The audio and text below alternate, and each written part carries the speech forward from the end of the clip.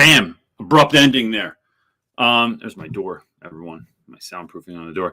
Good evening, everyone. My name is CJ Reynolds, and if you've not been here before, you're currently engaged with a program called Sunday Night Teacher Talk, which happens in the afternoon, but it's nighttime somewhere.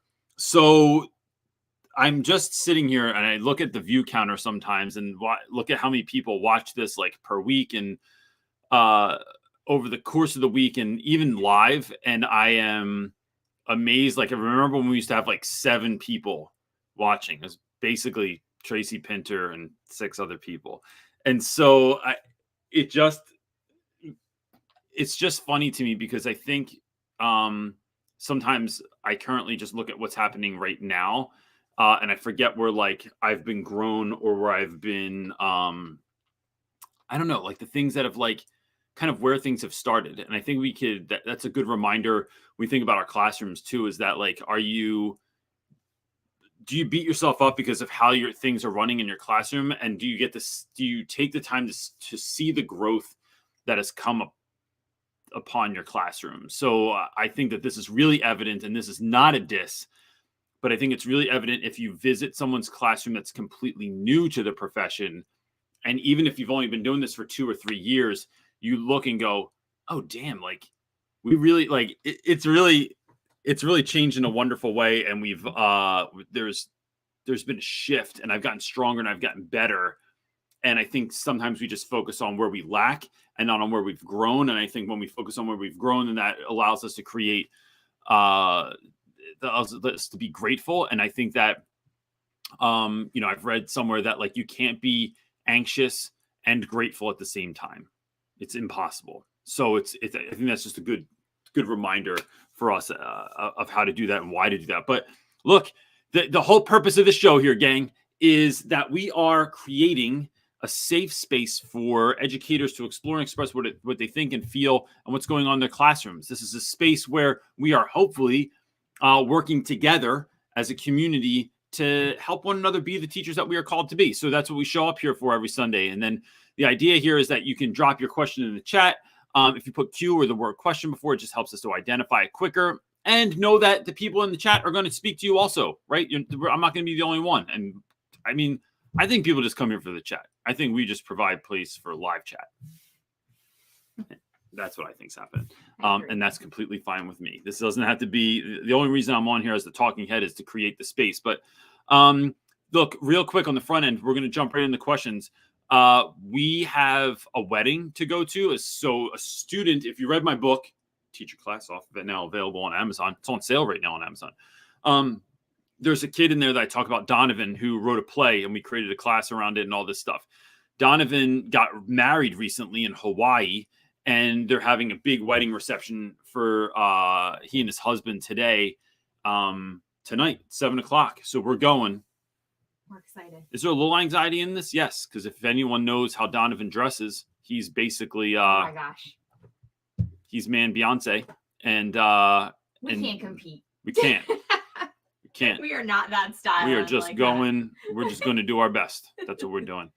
We'll take a picture. There might be people there with red suit jackets on with no shirt underneath. I don't really know. There could, like, anything goes. It's going to be like a runway. Are going to be, yes, that's what I think. It's going to be a little bit of a fashion show for people. Yes, it's like Gucci had a fashion show, and then Old Navy showed up to the wedding. That's what's good.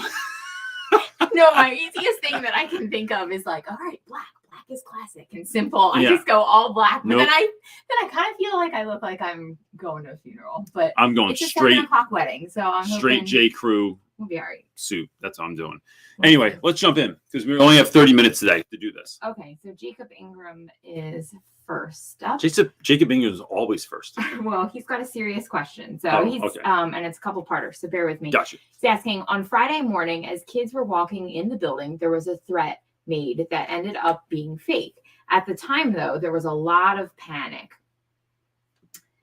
Tons of kids were running back to their cars in fear since they weren't even in the building yet to lock down when the threat happened.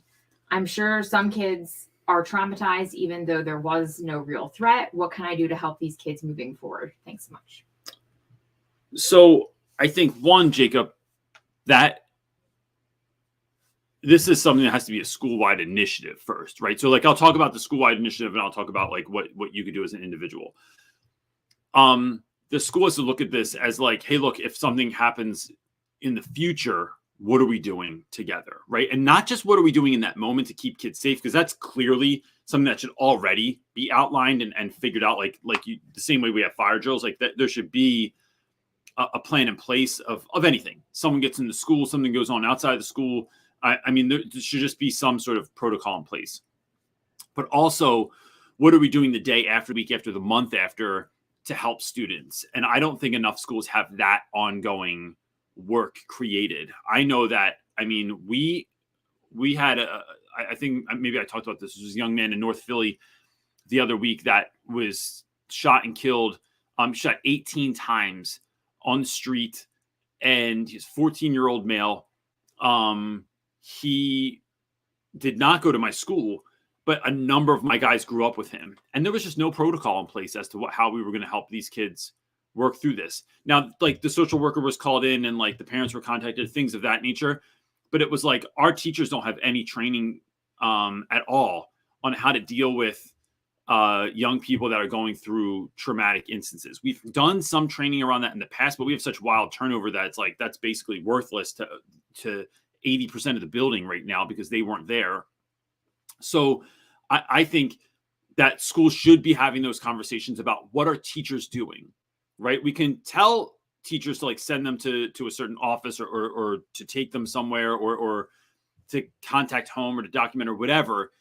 But what do you do when a kid trusts the teacher more than a counselor? What do you do when a kid shows up and says, hey, Reynolds, I really need to talk about this. I'm really having a hard time. I can't sleep at night. These are real phone calls that I've gotten from students over time, and I've had to do my own training. So I think the flip side of that is, so we're asking schools to have a protocol in place for if there's an emergency. We're having a protocol in place and a training with teachers about social emotional issues and how they can help students navigate those tricky spaces after events have taken place. But then I think that there's a third part here that is, what are teachers just doing on their own? I think it's really worth your while to look up whether it's, and look, sometimes there's time for books, right? Sometimes there's time to read the book, to download the book, to listen to the book, and to get through all that stuff. Other times it's, how do I get this information fast enough? So I think sometimes, I know I do this. I just assume other educators do this as well, is you buy that book, you get it on your Kindle, you get it so you can listen to it, but then you just never do it because you don't have 18 hours. So instead, find out the person that has the book, find the book that you want to read, find out something that someone would recommend, and then listen to a podcast on it.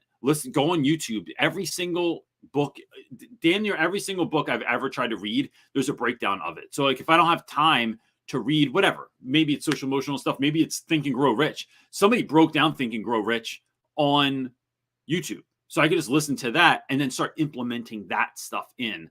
So I think it's personal growth also. How are you becoming the person that children will need? And then I think the other piece is grassroots also. It's, teachers, we're going to have this meeting with the admin. Let's talk about how this is really going to play out. Let's talk about what we can do. Let's talk about who feels strong enough to talk to students about this, who doesn't, and how we can both grow those that don't feel strong enough and also lean on those that do feel strong enough. So maybe you're sending a kid to another class. Maybe you're sending them to talk to a certain teacher or someone in the building. But like, how are we dealing with this also? And sharing our hurt, because here's one of the things that schools almost never, ever talk about. We had one meeting about this in 16 years in my time in education, and that is dealing with secondary trauma. That means that I didn't go through the divorce. I didn't go through the shooting. I didn't go through the dad going to jail. That had nothing to do with me, but children showing up with their hurt, especially those, and some of and I'm speaking right to you, that are really empathetic. We take all that on. Now we have to learn how to deal with that. And there's a lot there. We're talking about learning how to have boundaries, learning how to fill ourselves in, learning how to say no more to having conversations and being around people that are constantly drawing energy from us, and then being like, not making it a nice to have to put energy back into you, right? So family and friends, going out looking at Christmas lights like we did last night, getting a massage or going to a float tank or doing like a cryo freeze or any of the other weird crap that I do, those seem like nice to have. Like, oh, it must be nice. No, it's imperative that you are doing things that you are you're setting up a system in your life where you're automating things in your life that you're putting on your calendar, things that are going to fill you up so that you can give what you're asked to give at school. And if there's an imbalance of energy there, you need to even that stuff out, because you want what you're putting into you has to outweigh, not meet the needs in which that you are giving stuff out, right? You don't want to like be dead every single time that you give something out and be like, oh, like we don't fill our cars up when they're on E and the little light comes on. Like if you do that every time, it's not good. At some point, you're going to break down the side of the highway and look like a lunatic. So I think that's where I would go with that situation. All right, our next question comes from John Lopez. And he's asking, what 3 ways would you like for teachers to protect their peace? I would first like to protect my peace by, sometimes I just look at myself in this camera and it looks like I'm bald, but it's just that my hair is so white. It just looks like I have like bald spots and stuff, but I'm like, this is 3 ways teachers to protect their peace. I think one is, John, I'm learning, especially as I get older, maybe younger people don't need this as much. When I was younger, Lopez, I could sleep 4 hours a night for real, 4.5 hours a night, and I could rock and roll the next day like nobody's. I don't think I slept for most of my 20s. And it drove me nuts because I've always liked 8 hours. Yes. And you would get up at like 4 a.m., 3 a.m., Yeah. 2 a.m. You got rid of your clock. You did all kinds of weird stuff. I just like, I still don't look at a clock before I go to bed. I still don't count how many hours of sleep I get. That is really funny that has carried on. I just thought of that last night. So, but now I'm realizing I need about 7 to 7.5 hours of sleep. Eight's pushing it. Today I slept late, but I also went to bed late. So for me, that is, I make my nighttime routine has to be tight lately. Otherwise I don't sleep well. And when I don't sleep well, the world suffers the wrath of Reynolds. And so there's a book / kung fu movie, Wrath of Reynolds. The world suffers the wrath of Reynolds. So for me, I think I would implore people to get enough sleep and to get quality sleep. So for me, real quick, what that can look like is I now take magnesium pills, right? That's what I'm taking, those giant horse pills. Supplement. I take magnesium pills. Going to a float tank has been really great. Even getting a bath with like Epsom salt, right? It has tons of magnesium in it, and that helps you sleep. It is limiting how much I drink at night. I don't drink anything or eat anything, not even water. I try not to drink after 7 p.m. because I also just don't want to pee in the middle of the night. I sleep with earplugs in. I meditate before I go to bed. Like I get in bed, I put in my AirPods, I meditate for 5 minutes, sometimes 10 if I need it.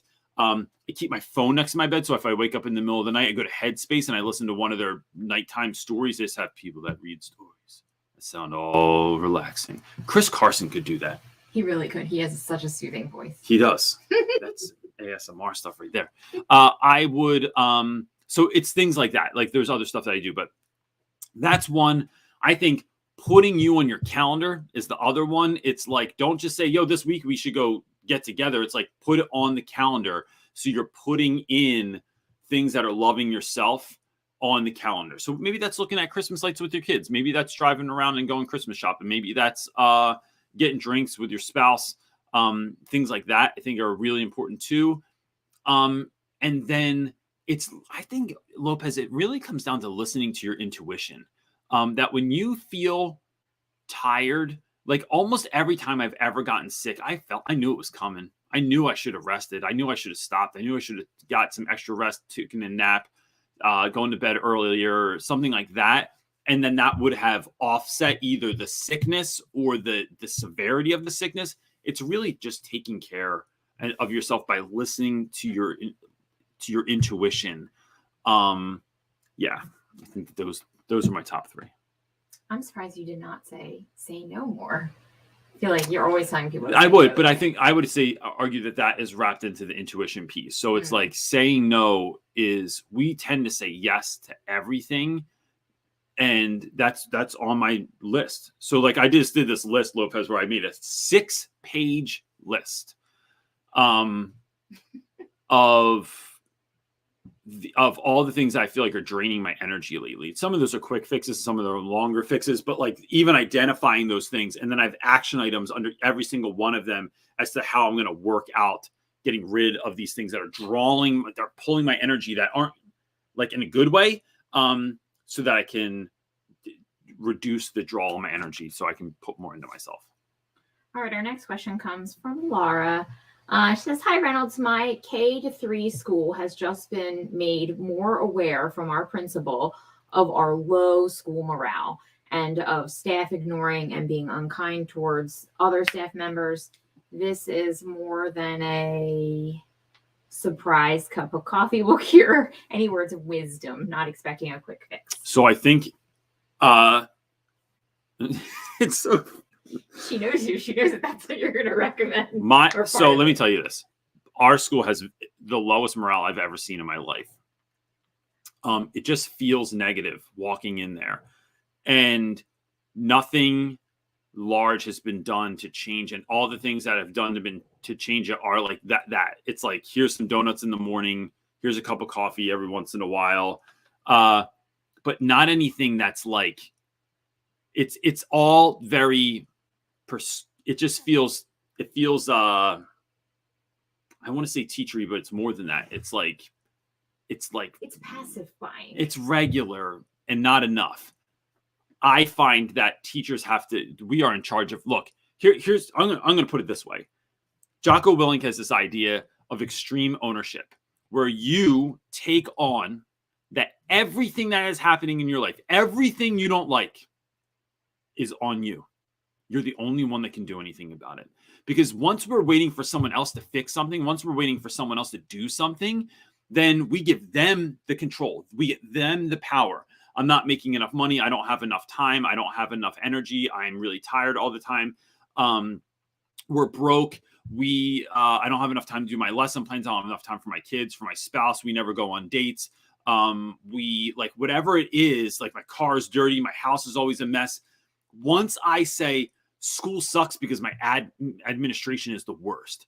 I like my house is always a mess because my kids are slobs, or my husband, the toilet's broken because my husband never fixes it. And I'm not saying that's a real thing that's going on in our house right now that has a broken toilet, but I will say that you can't put warm water into the back of a cold tank because it will crack it. Anyway,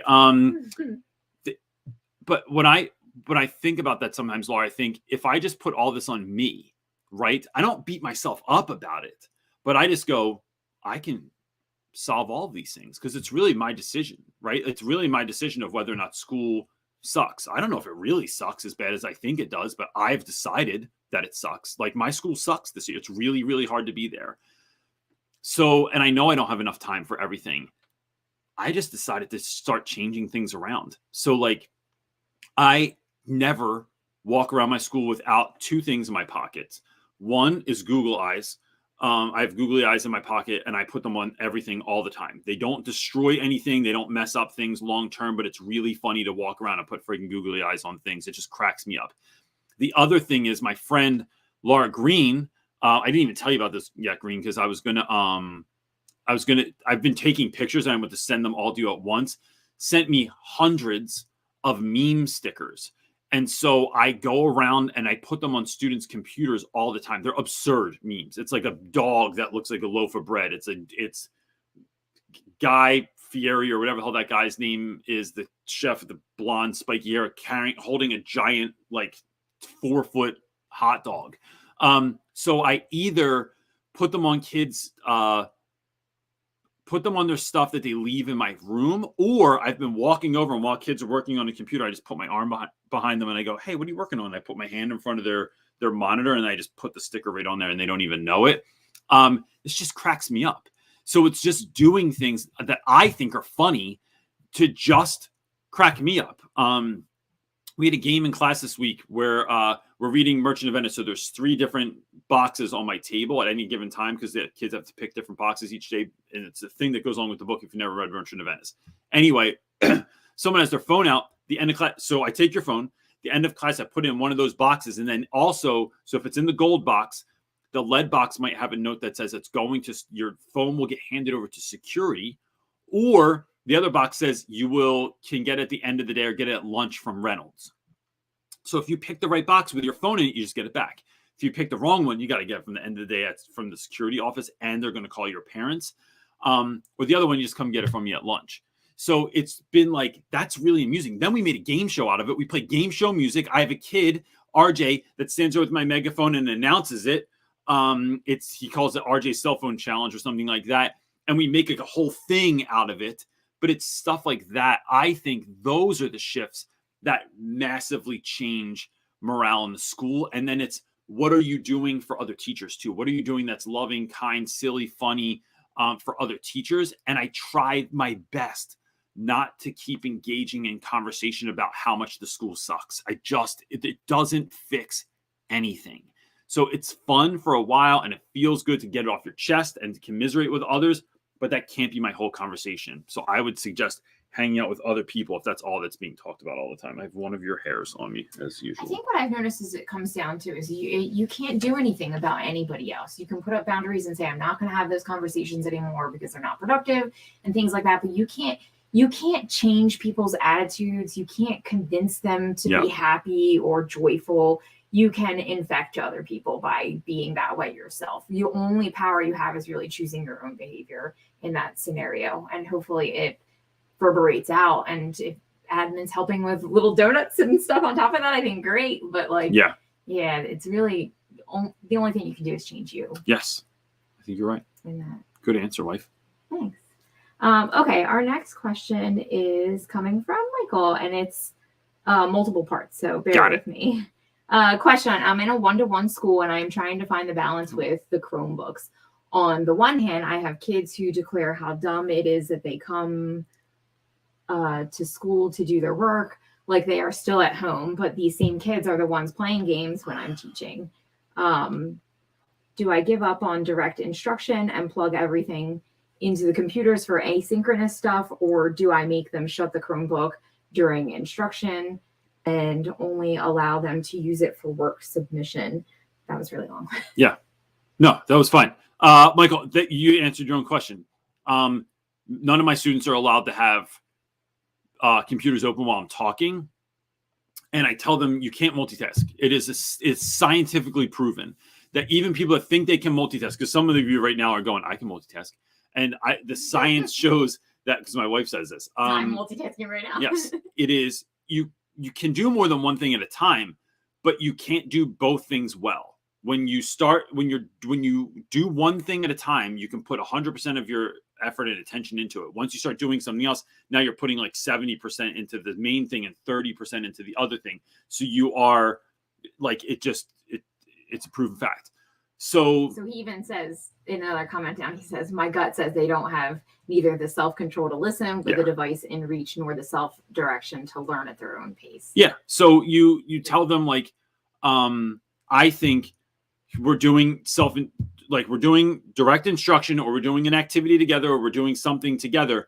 Okay, now open your Chromebook, and this is the assignment, and this is how much time you have to finish it. So kids that are on there that are watching YouTube, that are playing a game, that are doing something else, now the time is the game, it's game on. And I've started putting counters up on my board. I don't do this for every class, and I don't do it for every activity, but I just go on YouTube, type in 5-minute timer. And there's I use ones with like calming music. We use it with holiday music. We use it with like jellyfish in the background and different things, like snow is falling. That actually has had a huge effect on the mood of our room. So it's like the music is on, the timer is on, but it's not like a rush timer. It's like hey man, you have 5 minutes to do this. But then I walk around and look at people's screens and like redirecting kids.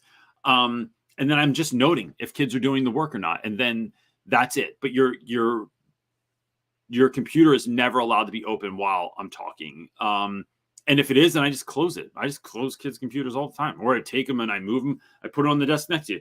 But just let it be there for a second, because I see that you're distracted. I'm trying to help you out, right? Here's the thing, that when we do that, if I do that, right? If I close someone's computer or if I take it, it's never because you were doing something bad. I'm not trying to catch you. I'm not closing your stuff and that's it. Now you don't get to have this anymore because you weren't paying attention.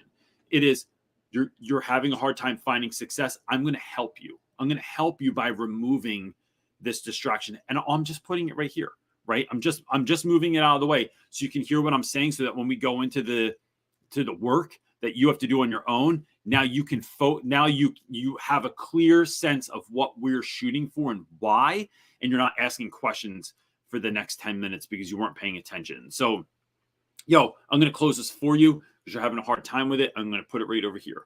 And that, I find that I don't get as much pushback because kids see that I'm not doing it out of meanness or out of me trying to be some kind of dictator. I'm just trying to like help them to find success in the classroom. Our next question comes from Miss Gonzalez. How many boxes of cereal and milk do you recommend for a cereal party? About 25 kids. That's a great question. It really depends on your grade level that you're doing it with and how much cereal you want everyone to have. So I will say the other day, I had 5 kids out of a class of 28 come to school because everyone was quarantining. So I bought like one of those. I went to BJ's and I have like, we got to get a new one on when we do the BJ's order. Side note, little glimpse in the Reynolds life there.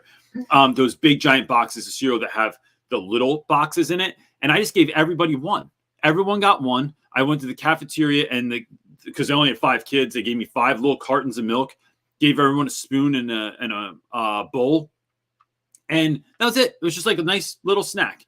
I'd say 2 of those is probably a regular bowl of cereal. But I would say 8 boxes of cereal. I feel like that's, if you're going to go like big bowls and you have big boys like I do.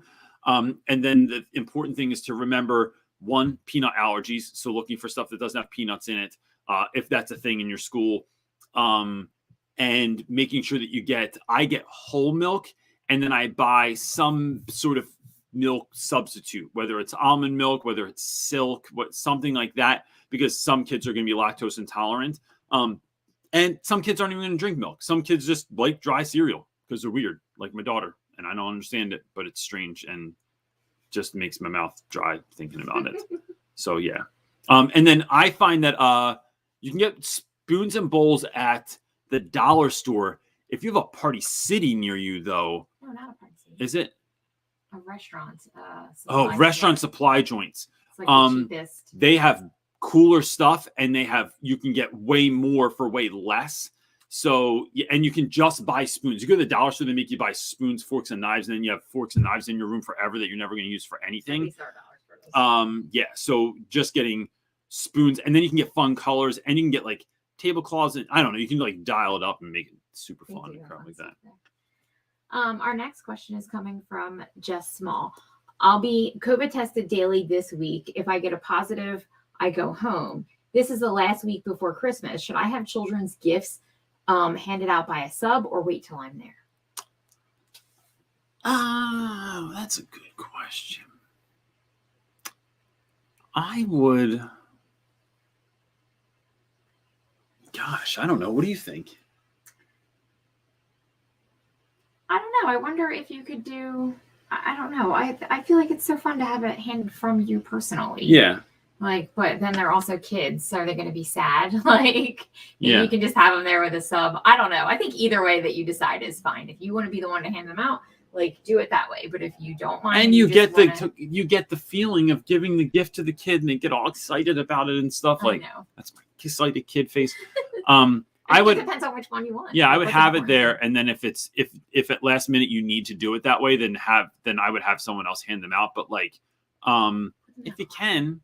I try and do it myself. I feel like that's part of the joy of giving people stuff, is being able to see their response. All right, we're gonna take one more question. Okay, one more, because again, if you came in late, we have. Oh, sorry. Oh, goodness gracious! We have a wedding to go to for an old student of mine who's from my first class that I ever taught. Donovan he got married in Hawaii, and they're having the reception this evening, and so we got to go get ready for that. So this is only 30 minutes today. We'll be back regular time, full tilt next week. But go ahead. All right. Stephen Burns is asking, what strategies would you recommend for bridging the gap between fractured members of a department? Like AP teachers don't vibe with CP teachers. Yeah. I wonder why. Is it because the CP teachers are mad that they get all the bad kids? Guess what I mean? CP stand for? What CP is college prep. It's like Oh. regular ed classes as Gotcha. opposed to like advanced Right. placement. But advanced placement is usually like all the really good kids, and those teachers always seem less stressed, even though they have to teach way harder stuff and like the grading's more involved a lot of times. But it's like 12 kids in the classroom, not 32 kids in the classroom. So anyway, look, I think that it's AP teachers should buy gifts for the CP teachers. had, Coffee, snacks. I think hanging out solves things. I think shared time together, shared joy translates over everything else, right? We Like all have hearts, right? It's on a human level. Like even, bigger topics. I think when we can talk them out together, you realize like we're all people. We all have families and issues and whatever. It humanizes us. And so I think any ways that you can humanize and like connect builds relationships. And realizing that, look, sometimes some people just suck, right? Some people are just not fun to hang out with. They're not funny. That you try and you're just like, oh my gosh, you are just like we know people that are just like, oh, they're just a drag all the time. So I just limit my interactions with them. I limit my exposure to people that suck. And so, but by and large, it's like getting together and just hanging out. And then asking.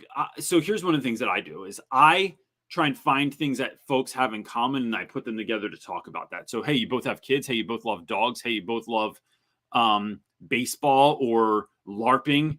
Then, LARP it up, man. Go LARP together and have that conversation. So it is, for those of you that don't know, that's live action role play. I don't know why that popped into my head again, but it does on a regular basis. So even though I have no experience with that, and even if I did, I wouldn't tell anyone. But I think that like those sort of like once we see what we have in common, it just changes things. And then I think really nothing joins people like shared joy and shared pain. If we go through something together, it makes us stronger. And if we enjoy things together outside of school, we go to a bar, we go to play video games. We have this great bar in Philly called Barcade, which it mixes the beauty of going to the bar and playing old school video games at the same time. Because, when you're grown up and you can afford the Teenage Mutant Ninja Turtle game with 4 people and drink beer at the same time, it's magical. Anyway, those kind of things just make school more fun. They make us get along. And then when we have to talk about curriculum or kids or whatever else, you're talking to a different person. You're talking to someone that now that you've laughed with, that you've gone out with, that you've done something crazy with. And that stuff always just helps. And so that's why I think like school holiday parties are so important, is that it's not just about the school spending money on people. It just builds camaraderie. It builds this social bonds with folks and makes it so much more fun to go back to school. And now you have something else to talk about. You have remember that time we did this, or this thing got so crazy. Remember how so-and-so got a little out of control at the Christmas party and went streaking in the quad afterwards. Whatever it is. But yeah, that's where I'm kind of going for on that one. We good? Yeah. All right, look, I apologize. I know there's a lot more questions. And if it wasn't Donovan, I wouldn't even shut this down. But in my book, I write a whole chapter about Donovan and the play that we put on for him. I've been there for his high school graduation, been there for his college graduation. I've been there. He's traveled around the country with me to go to different things. We are just linked that way, and I'm really honored to be able to do it. And plus, this is a fancy wedding.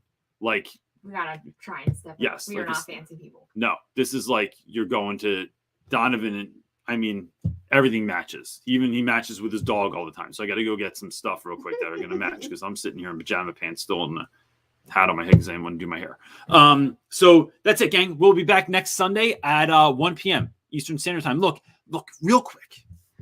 It is the holiday break coming up. Do not go into it dead. Take it easy on yourself this week. Limit the amount of grading, the amount of extra stuff that you have to do, so that you can give back to yourself and go into break not needing it just so badly as you might be already needing it, right? You're trying to minimize that, because sometimes we ask too much from our breaks and then they don't fulfill us, and then we go back to school and it sucks even more. With that, January 22nd, I'm doing a live training workshop for free with HMH. You can, here it is, the Prioritize the You and Us program, 11 a.m. to 12 p.m. It's going to be like a 45-minute talk from me, and then there's going to be time to have conversation about this, to ask questions about this and stuff like that. But it's really trying to help educators not just survive the rest of the school year, but thrive through the rest of the school year. So more information like that about that, I can put the link in the I'll You can find it on Instagram. Yeah, it's all over the place, but I'll pin it in this video too in a little bit when I come back from buying stuff for Donovan's wedding. That's it, gang. Hope you have a great week. I'm not ready. I was ready, and then I wasn't ready. Thank you. Peace.